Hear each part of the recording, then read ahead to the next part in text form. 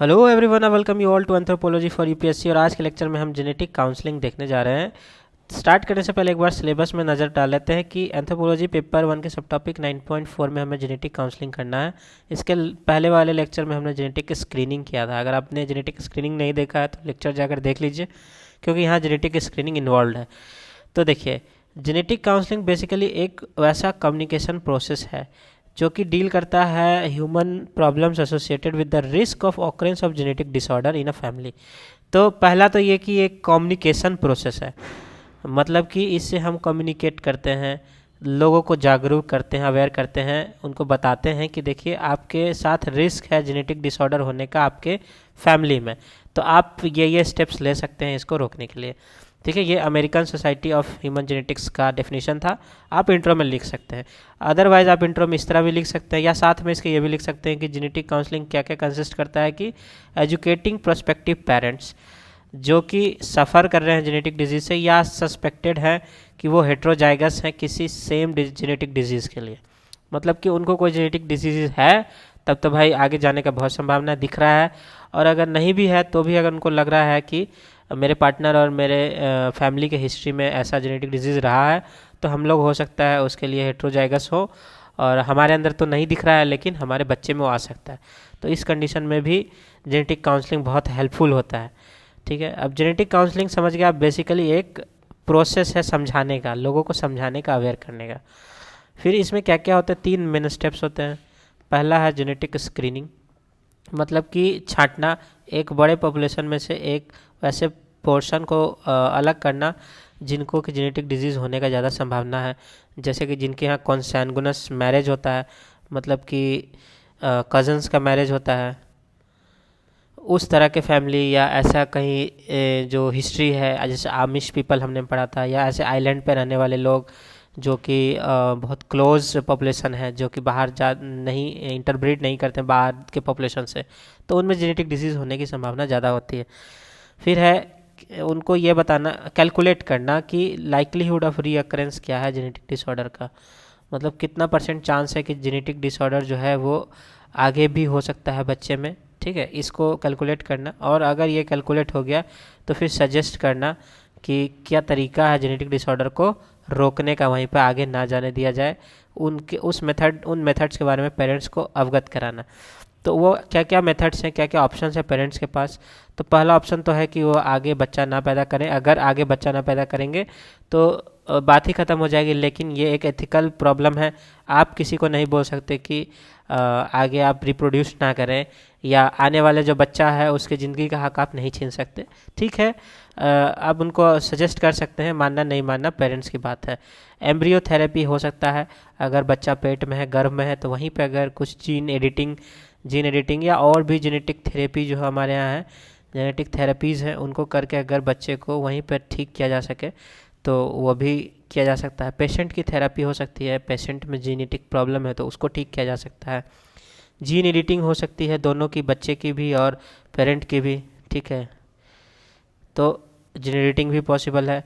और parent 3 parent baby का भी कॉन्सेप्ट आता है। 3 पेरेंट बेबी बेसिकली क्या है कि आईवीएफ के मेथड से जिस भी पेरेंट का प्रॉब्लम है उसके जगह किसी और मेल का या फीमेल का, जिसका भी है प्रॉब्लम, उसका स्पर्म्स या ओवम लेकर के जो स्वस्थ पेरेंट है उसके अंदर इंजेक्ट किया जाता है। तो उसके उसके बाद फिर एक कंसेप्ट है 3 पेरेंट बेबी का। तो 3 पेरेंट बेबी में क्या होता है कि सपोज फादर के स्पर्म में प्रॉब्लम है, जेनेटिक प्रॉब्लम है फादर में, स्पर्म में नहीं, जेनेटिक प्रॉब्लम है फादर को, तो फादर का फादर का स्पर्म ना ले करके।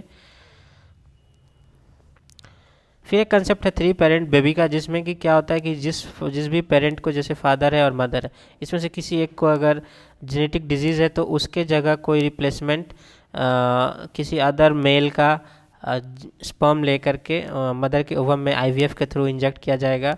ठीक है, तो इस तरह से क्या होता है, 3 पेरेंट बेबी होता है जिसके लीगल फादर मदर वही होते हैं, सेम होते हैं, बस बायोलॉजिकली वो बच्चा जेनेटिक डिजीज़ से बच जाता है। ठीक है, तो इस तरह के भी कंसेप्ट वेस्टर्न वर्ल्ड में देखे गए हैं। इंडिया में ये उतने पॉपुलर नहीं है, लेकिन वेस्टर्न वर्ल्ड में भाई बहुत कुछ हो रहा है जो इंडिया में नहीं हो रहा है, लेकिन फिर भी साइंस के नज़रिए से हमें पढ़ना है। सिग्निफिकेंस क्या हो सकता है जेनेटिक स्क्रीनिंग का या जेनेटिक काउंसलिंग का, कि देखिए पॉसिबल पेरेंट्स को जो प्रॉब्लम होने वाला था उससे रिलीफ मिल जाता है। पेरेंट के बच्चे को और दोनों को प्रॉब्लम होती है अगर जेनेटिक डिजीज़ ट्रांसफ़र हो जाता है। अगर आप जेनेटिक काउंसलिंग में समझ गए प्रॉब्लम को और आपने सही स्टेप ले लिया तो आपकी भी लाइफ सही हो जाएगी और बच्चे की भी लाइफ सही हो जाएगी। फिर है इन्फॉर्म्ड डिसीजन जो है वो प्रमोट होते हैं। जैसे कि आपको कुछ पता है कि ऐसा हो सकता है तो आप उसके लिए जितना भी प्रिवेंटिव स्टेप्स है वो ले सकते हैं। अगर आपको पता ही नहीं है, इन्फॉर्मेशन ही नहीं है, तब तो कहाँ से संभावना आती है कि आप इसको ठीक कर सकते हैं? कोई संभावना नहीं है। फिर है कि frequency of genetically defective individuals को पॉपुलेशन धीरे धीरे इनकी घटाई जा सकती है। अगेन ये एक एथिकल प्रॉब्लम क्रिएट करता है कि कैसे आप डिसाइड कर सकते हैं कि जेनेटिकली डिफेक्टिव इंडिविजुअल्स कौन है। हो सकता है भाई ठीक है वो नॉर्मल से अलग है, लेकिन डिफेक्टिव कहने का शब्द जो है वो ठीक नहीं रहता है और उनको भी जीने का पूरा हक है, राइट टू लाइफ है सबको। तो इस तरह से इस प्रोसेस को मतलब वेस्टर्न वर्ल्ड में या कहीं भी साइंटिफिक कम्युनिटी में एथिकली प्रॉब्लमेटिक माना जाता है कि किसी के जीने का हक को आप छीन नहीं सकते, भले ही उसका जेनेटिक कॉन्स्टिट्यूशन कुछ भी हो। फिर है कि अवेयरनेस हम स्प्रेड कर सकते हैं। ये सिग्निफिकेंसेस आप लिख सकते हैं। तो 1 2 3 4 हमने आपको सिग्निफिकेंस बता दिए। अब कुछ कंसर्न्स भी साथ ही साथ लिखेंगे तो आंसर में वजन आ जाएगा। जब भी आप यूपीएससी के आंसर्स लिखेंगे तो यूपीएससी चाहती है कि आप दोनों डायमेंशंस को लिखें, सिर्फ अच्छे अच्छे को भी नहीं लिखना और सिर्फ नेगेटिव भी नहीं लिखना। तो कंसर्न्स कुछ हैं इसके साथ एसोसिएटेड जेनेटिक काउंसलिंग के साथ, वो मैं आपके साथ डिस्कस कर देता हूँ।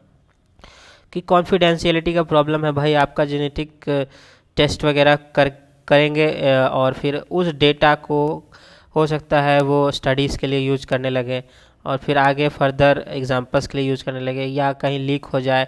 आप बहुत वेल्दी इंडिविजुअल हैं, सपोज अंबानीज़, अब अंबानीज़ अपना जेनेटिक टेस्ट कराएंगे तो भाई कितना चांस है कि उनके अगर कुछ प्रॉब्लम निकला जेनेटिक और वो बाहर आ गई तो वो नेशनल मीडिया में आ जाएगी।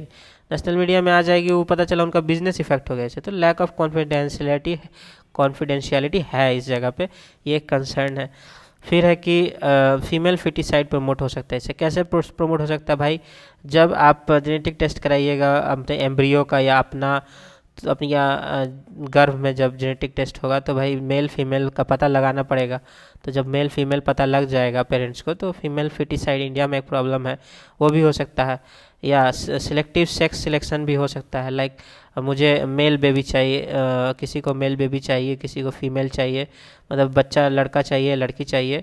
इसके लिए आप डॉक्टर से रिक्वेस्ट कर सकते हैं, तो डॉक्टर भी भाई उसमें इन्वॉल्व हो जाता है। और वेल्दी इंडिविजुअल्स जो हैं वो इस तरह के काम करते भी है, ऐसा नहीं है कि ऐसा काम नहीं हो रहा है। सिलेक्टिव सेक्स जो बच्चे के लिए चुना जाता है अभी भी कहीं कहीं। फिर है हो सकता है कि कपल जो है वो अपने आप को सबमिट ना करें जेनेटिक प्रोसीजर्स के लिए। मतलब आप भले ही कितना भी बता दीजिए कि आपको 100% रिस्क है डाउन्स सिंड्रोम होने का, लेकिन वो नहीं मानेंगे कि आपके बच्चे को होने का है, लेकिन वो नहीं मानेंगे। वो कहेंगे ठीक है इट्स मतलब गॉड की मर्जी है तो हम नहीं मानते हैं। ठीक है, तो ये बिल्कुल डिपेंड करता है, आप किसी को फोर्स नहीं कर सकते। फिर अवेयरनेस की कमी है, जैसे कि इंडिया जैसे कंट्री में या और भी जो डेवलपिंग कंट्रीज हैं, यहाँ 90% जनता को जेनेटिक स्क्रीनिंग जेनेटिक काउंसलिंग के बारे में पता ही नहीं है।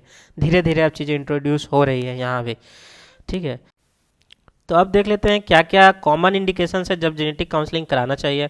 तो सबसे पहला और इम्पॉर्टेंट है कि कॉन्संग्यूनिटी अगर है, मतलब क्लोज रिलेटिव्स के बीच में शादी हुई है, फर्स्ट कजिन्स के बीच में शादी हुई है, तो चांसेस है कि जेनेटिक डिजीज़ वहाँ पे रहेंगे।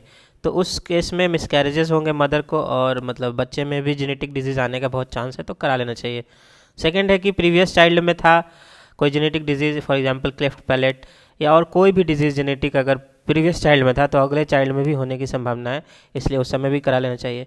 फिर टेराटोजन एक्सपोजर अगर हुआ हो, मतलब कि कोई ऐसा सब्सटेंस जो कि फीटस को हार्म करता है। ठीक है, मतलब गर्भधारण के बाद अल्कोहल, इलीगल ड्रग्स या टॉक्सिक सब्सटेंस से सामना हुआ हो फीमेल का, तो वहाँ पे चांसेस है कि फीटस में कुछ जेनेटिक प्रॉब्लम आ सकती है, तो उस केस में भी करा लेना चाहिए। या फिर अगर फैमिली हिस्ट्री रही हो कि कोई जेनेटिक डिजीज़ फैमिली हिस्ट्री से चला आ रहा है, तो सिस्टिक फाइब्रोसिस या कोई और भी डिजीज़ हो जो जेनेटिक हो फॉर एग्जांपल, तो वहाँ पे करा लेना चाहिए। तो ये सब कॉमन केसेस हैं जहाँ पे जेनेटिक काउंसलिंग लोगों को करा लेना चाहिए। देखिए इसकी अवेयरनेस कितनी इंपॉर्टेंट है, लोगों को अवेयरनेस नहीं होने की वजह से लोग नहीं कराते हैं जेनेटिक काउंसलिंग। और फिर अब देखते हैं कि स्टेप्स क्या क्या इन्वॉल्व है।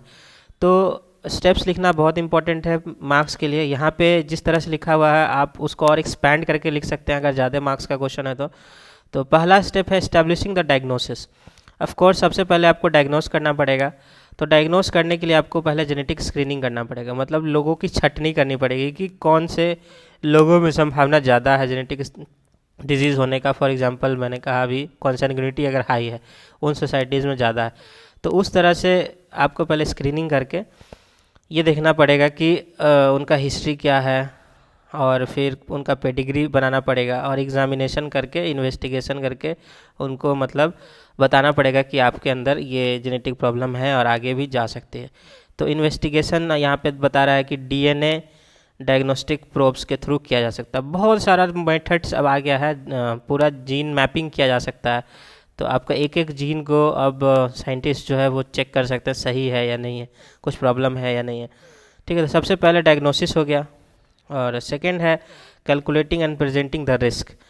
तो डायग्नोसिस इस्टेब्लिश करने के बाद फिर कैलकुलेट करना पड़ता है कि रिस्क कितना है और उसको बताना पड़ता है। तो रिस्क कैलकुलेट करने के क्रम में दो इंपॉर्टेंट स्टेप्स है। पहला है क्वांटिफिकेशन, सेकंड है क्वालिटेटिव, बताना कि किस तरह का रिस्क है। तो क्वांटिफिकेशन में हम एक नंबर प्रेजेंट करते हैं, जैसे 1 in 4 या 25%, कितना परसेंट चांस है कि जेनेटिक डिजीज़ जो है वो बच्चे में हो सकता है। और क्वालिटेटिव में हम नेचर बताते हैं कि किस तरह का डिजीज़ होने का संभावना है, या जैसे डाउन सिंड्रोम होने का संभावना है या सिस्टिक फाइब्रोसिस होने का संभावना है या और किस तरह का डिजीज़ होने का संभावना है।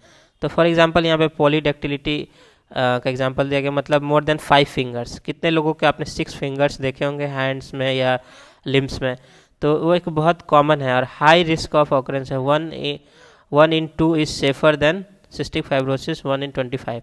तो अभी यहाँ पे कंपैरिजन करके बताया है कि इस एग्जांपल से कि अगर पॉलीडेक्टिलिटी 1 in 2 भी हो रहा है तो भी उससे कोई दिक्कत नहीं आती है।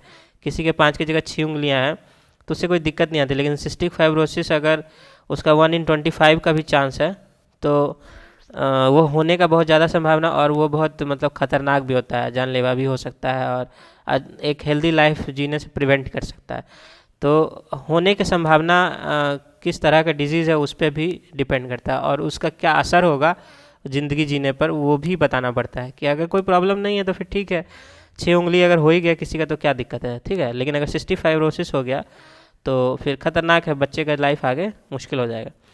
फिर ऑप्शंस डिस्कस किए जाते हैं कि क्या क्या ऑप्शन है, जैसे जीन थेरेपी हो गया या और भी जीन एडिटिंग हो गया। आजकल तो बहुत बहुत नए तरह के आ गए हैं टेक्निक्स, तो इन टेक्निक्स के को इनको बताया जाता है कि किससे ठीक किया जा सकता है। कम्युनिकेशन फिर किया जाता है, सपोर्ट दिया जाता है, जैसे रिटर्न समरी दिया गया। ये सब देखिए सिर्फ और सिर्फ एकेडमिक पर्पज़ से है, ज़रूरी नहीं है कि इस तरह से ही हो। हर एक हॉस्पिटल का अपना अपना तरीका प्रोसीड्योर हो सकता है, लेकिन आप एकेडमिक पर्पज़ से ये स्टेप्स लिख कर आएंगे अगर आपको मार्क्स चाहिए तो। फिर पेशेंट को रेफ़र किया जाता है to appropriate support group. Support उसको सपोज दैट उसको इमोशनल सपोर्ट की ज़रूरत है, उसके बच्चे को मतलब अबॉर्ट करना पड़ेगा तो उससे इमोशनल सपोर्ट की ज़रूरत है, तो उस तरह का सपोर्ट दिया जाता है। फिर नॉन डायरेक्टिव और नॉन जजमेंटल काउंसलिंग होता है, मतलब ये नहीं कहा जाएगा कि आप होने वाले बच्चे को मतलब दुनिया में ना लाएं, बस उसको बता दिया जाएगा कि 25% चांस है, ठीक है। अब डिसीजन आपका है क्या करना है नहीं करना, और प्राइवेसी दिया जाना बहुत ज़रूरी है। देखिए पूरा एथिक्स का गेम है ये जेनेटिक काउंसलिंग, और इस पर बहुत विवाद भी है, इसलिए प्राइवेसी यहाँ बहुत इंपॉर्टेंट है। आप इस पॉइंट को ज़रूर मेंशन कीजिएगा और हो सके तो इसको इस तरह से ब्रैकेट में हाईलाइट करके भी लिखिएगा, ठीक है। और कंक्लूड करने के लिए आप लेटेस्ट एग्जांपल्स दे सकते हैं। यहाँ पे आपको एक एग्जांपल दिया गया, आप कोई और एग्जांपल भी खोज कर लिख सकते हैं अपने आंसर को डिफ्रेंशिएट करने के लिए। लेकिन ये भी चलेगा कि फास्ट एंड एक्यूरेट डायग्नोसिस जो हो रहा है डिजीज़ कॉजिंग मिटोकॉन्ड्रियल म्यूटेशंस का, ये अब पॉसिबल है because of comprehensive data analysis.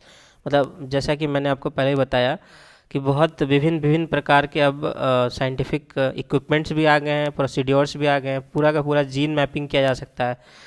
तो आपके एक एक जीन को स्टडी किया जा सकता है, तो उसकी वजह से डिजीज़ कॉजिंग माइटोकॉन्ड्रियल म्यूटेशंस को भी पकड़ा जा सकता है। Interpretation developed by a team of scientist led by doctor Shridha Srivasubba and doctor Vinod Scaria CSIR। तो ये एक एग्जांपल है, बस कंक्लूड करने के लिए आप और कोई भी एग्जांपल दे सकते हैं कि इन दो डॉक्टर्स के द्वारा जो है माइटोकॉन्ड्रियल म्यूटेशन को पकड़ने के लिए एक मेथड डेवलप किया गया है। और ये एक लेटेस्ट एग्जांपल है कि जेनेटिक काउंसलिंग में क्या क्या प्रोग्रेस हो रहा है। इस तरह आप भी दे सकते हैं। तो आई होप आपको जेनेटिक काउंसलिंग समझ में आया होगा। एक इजी टॉपिक है। मिलते हैं नेक्स्ट वीडियो में, तब तक के लिए धन्यवाद।